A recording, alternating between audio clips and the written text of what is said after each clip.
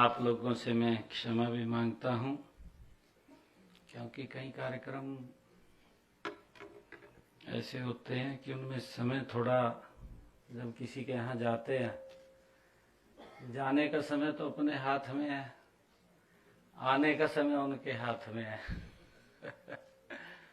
और उस कारण से देरी हुई है। मैं सबसे पहले तो हमारे त्रिपुरा के माननीय मुख्यमंत्री प्रोफेसर मानिक शाह जी का आज हरियाणा की पवित्र भूमि पर मैं इनका स्वागत करता हूं, दिल से धन्यवाद करता हूं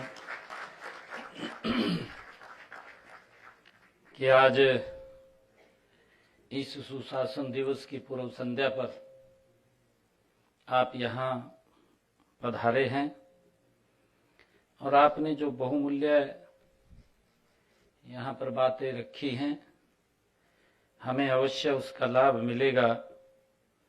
मैं आपका बहुत बहुत स्वागत और धन्यवाद करता हूँ। छत्तीसगढ़ के हमारे वित्त मंत्री ओपी चौधरी जी, वो भी इस कार्यक्रम में आए हैं, उनका भी मैं दिल से बहुत बहुत स्वागत करता हूँ।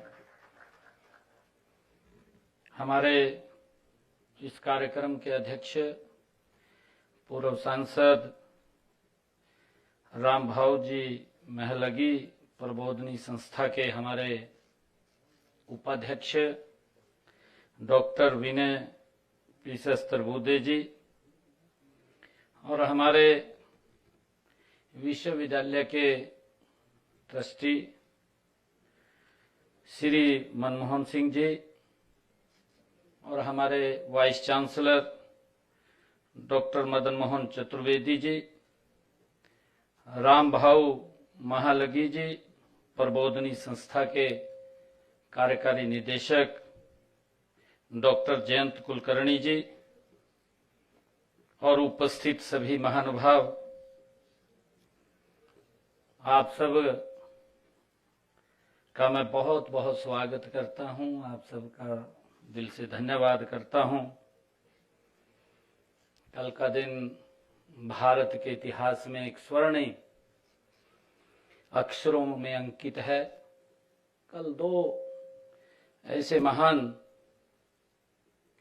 व्यक्तित्व श्रद्धेय अटल बिहारी वाजपेयी जी, जिनका कल जयंती है, जन्म दिवस है और पूरे देश के अंदर उनके जन्मदिन को सुशासन दिवस के रूप में मनाया जाता है। गुड गवर्नेंस, कैसे हमने इस सिस्टम को सुधार करके आगे चलना है, लोगों के जीवन को कैसे सरल करना है, लोगों के घर तक कैसे सुविधा पहुंचे, इस गुड गवर्नेंस का एक उदाहरण श्रद्धेय अटल बिहारी वाजपेयी जी वो दे करके गए और जिसको आदरणीय नरेंद्र मोदी जी ने कहा कि हम आदरणीय अटल जी के जन्मदिन को गुड गवर्नेंस के रूप में हम मनाएंगे और हमें यह अवसर मिलता है कि हर बार गुड गवर्नेंस के माध्यम से लोगों तक कैसे सुविधाएं पहुंचे, कैसे उनके जीवन को सरल किया जाए, कैसे उनको लाभ दिया जाए, ये उसका एक बड़ा उदाहरण हम सब देखते हैं। और एक मुझे आज अवसर मिला है, सूरजमल जी जिनका कल बलिदान दिवस है, मैं अभी सिरसा से आया हूं, वहां पर एक बड़े कार्यक्रम का आयोजन था, उनकी प्रतिमा का अनावरण सिरसा के अंदर हुआ है। ऐसे महान व्यक्तित्व जिनका जीवन एक खुली किताब और एक हिंदू राष्ट्र के रूप में जिन्होंने इस भारत को स्थापित करने में उसकी बड़ी भूमिका रही है, ऐसे महान व्यक्तित्व का भी कल बलिदान दिवस है। उसकी पूर्व संध्या पर मुझे वहां पर भी जाने का अवसर मिला है और कल क्रिसमस डे भी है, उसकी भी आप सबको बहुत बहुत बधाई और शुभकामनाएं मैं देता हूं। मुझे खुशी है कि कल से ही आदरणीय अटल जी का जन्म शताब्दी वर्ष वो मनाना शुभारंभ हम सब करेंगे। और मैं राम भाऊ जी महालगी जो प्रबोधनी संस्था और एसजीटी विश्वविद्यालय की भी हम सराहना करते हैं कि आपने इस पावन अवसर पर वाजपेयी जी के सुशासन के विजन विचार करने के लिए इस सम्मेलन का आयोजन किया है। इसके लिए मैं एसजीटी के और हमारे प्रबोधनी संस्था के सभी पदाधिकारियों को बहुत बहुत बधाई देता हूं, शुभकामनाएं देता हूं। प्रधानमंत्री जी के रूप में वाजपेयी जी का जो कार्यकाल रहा है वो हम सब के सामने है, एक खुली किताब है। उसको एक रोल मॉडल के रूप में हम देखते हैं। हम ये भी देखते हैं कि इससे पहले वाजपेयी जी के जब प्रधानमंत्री बने 1998 में, हम भी अपनी आंखों से देखते थे, गांव के अंदर जाते थे, गांव के अंदर कच्ची सड़कें कच्ची गलियां होती थी, बरसात के अंदर स्थिति अंदर घर तक जाना ही बड़ा मुश्किल हो जाता था। परंतु अटल बिहारी वाजपेयी जी जब देश के प्रधानमंत्री बने तो उन्होंने निर्णय किया कि बजट का 60% हम गांव के ऊपर खर्च करेंगे और 40% हम शहर के ऊपर खर्च करेंगे। जो ही उन्होंने इस बात की घोषणा की, धीरे धीरे अगर हम देखते हैं आज हर गांव को प्रधानमंत्री सड़क योजना के साथ गांव और शहर की दूरी को कम करते हुए और गांव की गलियों को पक्का करते हुए आज लोगों के जीवन के अंदर एक बड़ा बदलाव लाने का काम, ये उस गुड गवर्नेंस का उदाहरण है जो अटल बिहारी वाजपेयी जी ने अपने समय के अंदर उसको बदलने का काम किया था। इस बात की बड़ी खुशी है हमें कि अटल जी जिस शैली से काम करते थे पूरा देश उसको जानता है। और एक उनका जो कवि हृदय, अपनी बात को भी कहना, उस बात को हंसते हुए उस बात को लोगों तक पहुंचाना, ये अटल बिहारी वाजपेयी जी की एक अपनी शैली थी। और मुझे ये भी ध्यान में है कि जो पंडित दीनदयाल जी उपाध्याय का एक विचार था, उस विचार को एक्चुअल में अगर किसी ने धरातल पर उतारने की शुरुआत की तो अटल बिहारी वाजपेयी जी ने की। हम ये देखते हैं, मैं पहली बार ये देखा कि गरीब व्यक्ति तक कैसे लाभ पहुंचे एक योजनाबद्ध तरीके से। जो अटल बिहारी वाजपेयी जी ने सिस्टम को शुरू किया, हम देखते ही देखते जब आदरणीय नरेंद्र मोदी जी ने जो गुड गवर्नेंस मनाने का हर वर्ष किया तो उसके अंदर लगातार हर वर्ष हम सुधार करते गए। और आज मुझे खुशी है इस बात की कि उसका ही परिणाम है कि आज लोगों के घर तक वो योजना का लाभ डायरेक्ट पहुंच रहा है। ये उसी गुड गवर्नेंस का उदाहरण है।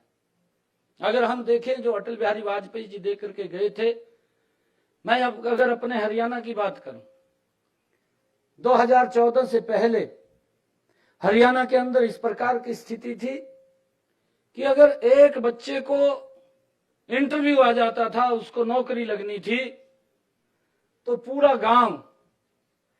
गांव वो पहुंच तो नहीं रख सकता था विधायक और मंत्री तक पहुंचने की, परंतु किसी न किसी को साथ लेकर के जो उसके नजदीक के लोग थे उन तक पहुंच बनाने की वो कोशिश करता था। और तब जाकर के वो प्रयास करता था कि कहीं बच्चे को नौकरी लग जाए। और वो कितना बड़ा उसके अंदर खेला चलता था और किस प्रकार का भ्रष्टाचार एक नौकरी के अंदर होता था, ये माँ बाप को भी मालूम होता था। और जो उसके सहयोगी जिनको साथ लेकर के चलता था वो भी इस बात की चर्चा करते थे भी वही जिसको मिलने के लिए जाते थे, इतने सामान का इंतजाम कर लो तब जाकर के आपको नौकरी मिलेगी। परंतु आज मुझे ये खुशी है, ये गर्व है कि इन 10 वर्षों के अंदर हमारी सरकार आदरणीय नरेंद्र मोदी जी की और हरियाणा सरकार ने उस सिस्टम को बदलने का काम एक मिशन मोड के अंदर किया है। मुझे इस बात की बड़ी खुशी है। आज हम देखते हैं हरियाणा के अंदर उन युवाओं का विश्वास भी बढ़ा है, जो युवा विश्वास खो चुके थे, जो युवा ये सोचते थे कि पढ़ने से नौकरी नहीं, नौकरी तो किसी न किसी के चक्कर काटने से हमें मिलेगी। परंतु मुझे खुशी है उस वातावरण को बदला, उस विश्वास को कायम किया। आज माँ बाप को भी किसी के दर के ऊपर जाने की आवश्यकता नहीं है। हरियाणा का बच्चा अगर अपना टेस्ट देता है तो बिना पर्ची बिना खर्ची के उसके घर के ऊपर ज्वाइनिंग लेटर पहुंचता है। ये सिस्टम भी अगर बनाने का काम किया है तो ये गुड गवर्नेंस का एक उदाहरण है जो अटल बिहारी वाजपेयी जी हमें दे करके या एक मार्ग दे करके हमें गए हैं। ये उसका एक जीता जागता उदाहरण है। आज मुझे इस बात की भी खुशी है कि हमने हरियाणा प्रदेश के अंदर लगभग 1,71,000 युवाओं को, जिसकी एक चर्चा आम परिवार घर के अंदर होती है, और हम ये भी देखते हैं कि ये लंबे समय के बाद हमें देखने को मिला कि एक गरीब परिवार का बच्चा जो कल्पना से परे था कि मैं नौकरी में लग जाऊंगा, आज हरियाणा सरकार के अंदर HCS अधिकारी बिना पर्ची बिना खर्ची के वो लग जाता है। ये गुड गवर्नेंस का एक उदाहरण हमारे सामने देखने को मिलता है। मुझे ये भी खुशी है कि हमने हरियाणा के अंदर जो ट्रांसफर पॉलिसी बनाई, एक बड़ा खेला इसके अंदर भी चलता था, और ऐसा खेला चलता था कि अगर किसी को ये पता चल जाए, क्योंकि सारा सिस्टम तो पूरा काम करता था, व्हाट्सएप से भी ज्यादा काम करता था। आजकल तो हम व्हाट्सएप के ऊपर है, इतनी स्पीड में तो आज भी नहीं चलता जितना उस समय में चलता था। क्या कारण थे पता नहीं। बदली कोई व्यक्ति अपनी कराने के लिए चंडीगढ़ जाता था और वो बदली करवा करके घर तक नहीं पहुंचता था, पता लग जाता था तेरी तो बदली फिर कैंसिल होगी। कितना बड़ा सिस्टम चल रहा था। मैं मानता हूं कि व्हाट्सएप से भी ज्यादा काम कर रहा था, परंतु कितना भ्रष्टाचार था उसके अंदर। उसके ऊपर एक इतनी बड़ी रोक लगाने का काम किया जो ट्रांसफर पॉलिसी बनाई है। मुझे खुशी है आज हरियाणा के अंदर तो वो लागू की है, परंतु अदर स्टेट्स भी उस पॉलिसी को फॉलो कर रहे हैं, उसको लागू कर रहे हैं। ये हमारे लिए बड़ी गर्व की बात है कि ये गुड गवर्नेंस का एक उदाहरण है कि व्यक्ति इस ट्रांसफर पॉलिसी के ऊपर अपने मन चाहे स्थान के ऊपर जहां भी वो जाना चाहे तो वो भर देता है, घर बैठे ही उस व्यक्ति की ट्रांसफर हो जाती है, उसको चक्कर नहीं काटने पड़ते। ये गुड गवर्नेंस का उदाहरण है।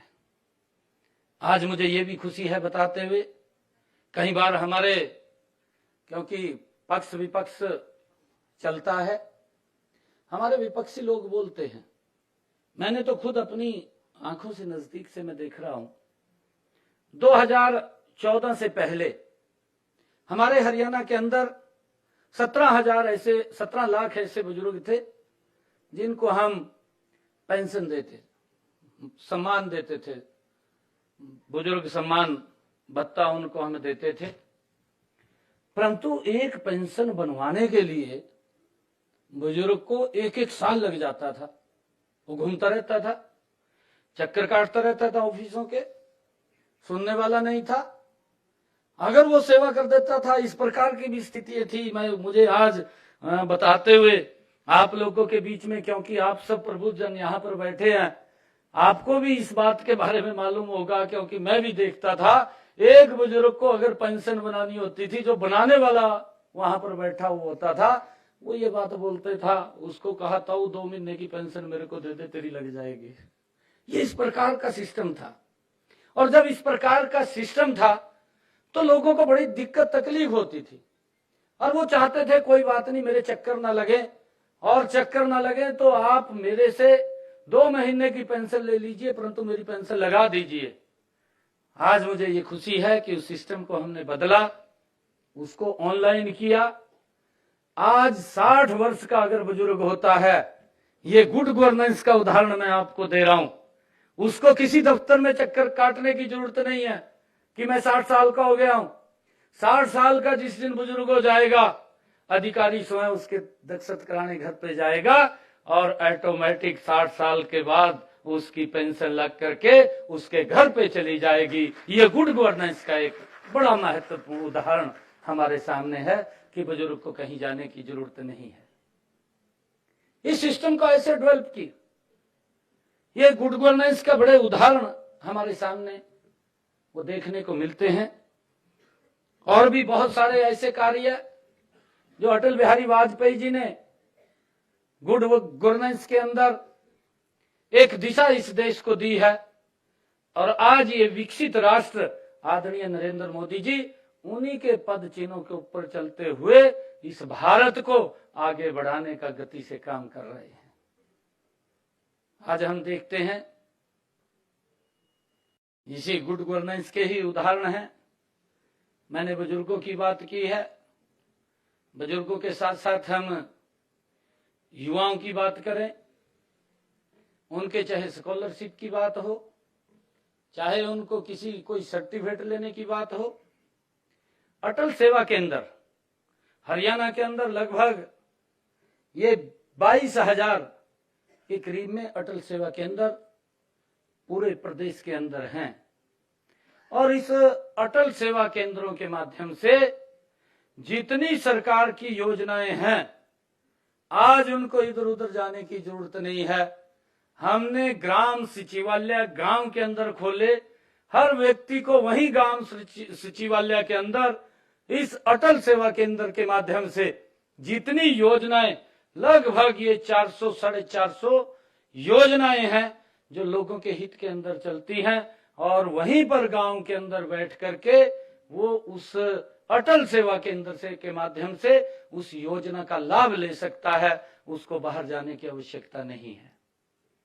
एक सिस्टम को धीरे धीरे करके उसको आगे बढ़ाने का काम ये हमारी सरकार लगातार निरंतर कर रही है, और ये अटल जी के उसी विजन को जो उन्होंने गुड गवर्नेंस का एक उदाहरण प्रस्तुत किया है, जिसका देश के लोगों को, प्रदेश के लोगों को आज लाभ मिल रहा है। आज हम देखते हैं कि इस गुड गवर्नेंस के अंदर, क्योंकि ये एक व्यक्ति की जिम्मेवारी नहीं बनती, मैं ये मानता हूं, क्योंकि इसके अंदर जब कोई पात्र व्यक्ति होता है जिस तक हम लाभ पहुंचाने का काम करते हैं, उसके अंदर जो हमारा सिस्टम है वो सिस्टम भी उसी दिशा के अंदर काम करे। आज हम ऑनलाइन, हमने पिछले दिनों, मुझे ध्यान में है कि एक अपना ऑफिस HEPC पंचकुला के अंदर खोला, और उसके माध्यम से हमने पूरे के पूरे जो इंडस्ट्रियल डिपार्टमेंट के अंदर किसी ने NOC लेनी, सिंगल विंडो सिस्टम की वन रूफ सिस्टम, एक छत के नीचे व्यक्ति को कई ऑफिसों के चक्कर नहीं काटने पड़ेंगे, एक ही छत के नीचे आपको एप्लीकेशन देंगे तो उसकी पूरे विभागों की NOC जो भी उसको चाहिए वो उसको वहां पर उपलब्ध होगी। उसके लिए भी हमने सिस्टम को डेवलप किया है ताकि लोगों के जीवन को जितना सरल और सुगम किया जा सके, उसका लाभ वो हमारी सरकार निरंतर उसमें देने का काम कर रही है। मैं ये भी देखता हूं कि अभी जो भारत पिनल कोड आए हैं, अंग्रेजों के जमाने के वो कोड चल रहे थे, वो कानून बनाए हुए थे, उन्होंने अपने सिस्टम से बनाए थे। वो जो कानून बने थे, अंग्रेजों के बनाए हुए थे, उनको कैसे वो प्रोटेक्शन उनको दें, उस आधार के ऊपर उन्होंने वो कानून बनाए थे। और हमारे यहाँ पर जो व्यक्ति उनके प्रति आवाज उठाता था, उनको किस प्रकार से प्रताड़ित किया जाए, किस प्रकार से उनको उस कानून के अंदर उलझा करके सलाखों के पीछे जेल के अंदर डाला जाए, और उनको किस प्रकार से यातनाएं दी जाती थी। उन्होंने अपने तरीके से उन कानूनों को बनाया था, परंतु आज तक उनके ऊपर विचार ही नहीं हुआ कि उनको बदला जाए। आज मुझे खुशी है कि हम हरियाणा प्रदेश भी हमारा इस भारत पिनल कोड को लागू करने में गति से आगे बढ़ रहा है। हम इसको पूर्ण रूप से पूरे प्रदेश के अंदर लागू कर देंगे और जल्दी ही लागू हो जाएगा और इसका लाभ हमारे हरियाणा प्रदेश के लोगों को मिलेगा। एक बड़ा इस प्रकार का सिस्टम है कि इस सिस्टम के अंदर अंग्रेजों के जमाने के कई और कानून भी थे, लेबर लॉज के अंदर थे।